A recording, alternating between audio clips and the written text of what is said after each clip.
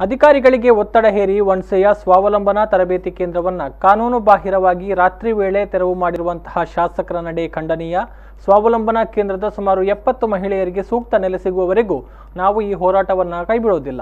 ಮಹಿಳೆಯರಿಗೆ ನ್ಯಾಯ ಸಿಗದೇ ಇದ್ರೆ ಜಿಲ್ಲಾಧಿಕಾರಿ ಕಚೇರಿ ಎದುರು ಅಮರಣಾಂತ ಉಪವಾಸ ಕೈಗೊಳ್ತೇವೆ ಅಂತ ಬೈಂದೂರಿನ ಮಾಜಿ ಶಾಸಕ ಕಾಂಗ್ರೆಸ್ ಮುಖಂಡ ಕೆ ಗೋಪಾಲ ಪೂಜಾರಿ ಎಚ್ಚರಿಕೆ ಕೊಟ್ಟಿದ್ದಾರೆ.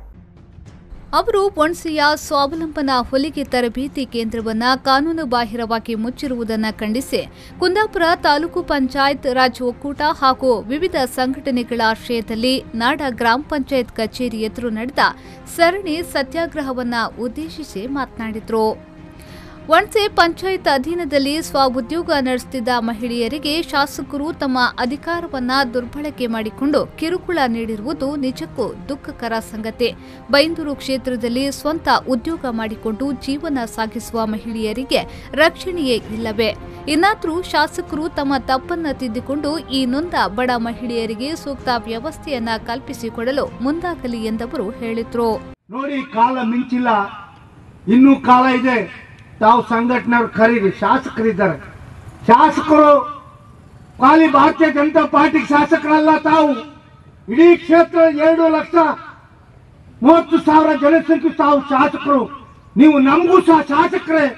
ಅವ್ರನ್ನ ಕರೆದು ಸಂಘಟನೆ ಕರೆದು ತೀರ್ಮಾನ ಮಾಡಿ ಮಹಿಳೆಯರಿಗೆ ರಕ್ಷಣೆ ಕೊಡುವಂತ ಒಂದು ಆದೇಶ ಕೊಟ್ಟು ಹೊಸ ಕಟ್ಟಡ ಆಗುವ ತನಕ ಇವರಿಗೆ ಇಲ್ಲಿ ರಕ್ಷಣೆ ಕೊಡ್ತೇವೆ ಅನ್ನುವ ಆದೇಶ ಕೊಟ್ಟರೆ ತಾವು ಈ ಪ್ರತಿಭಟನೆ ನಾವು ಮಾಡ್ಲಿಕ್ಕೆ ಹೋಗುದಿಲ್ಲ. ಒಕ್ಕೂಟದವರು ಕಾಂಗ್ರೆಸ್ ಮುಖಂಡ ವಿಕಾಸ್ ಹೆಗ್ಡೆಯವರು ಮಾತನಾಡಿ, ಆತ್ಮನಿರ್ಭರತೆಯ ಕನಸನ್ನ ಕಂಡಿರುವ 70 ಮಂದಿ ಮಹಿಳೆಯರನ್ನ ಬೀದಿಪಾಲು ಮಾಡುವ ವ್ಯವಸ್ಥೆಗೆ ಶಾಸಕ ಸುಕುಮಾರ್ ಶೆಟ್ರು ಮುಂದಾಗಿದ್ದಾರೆ.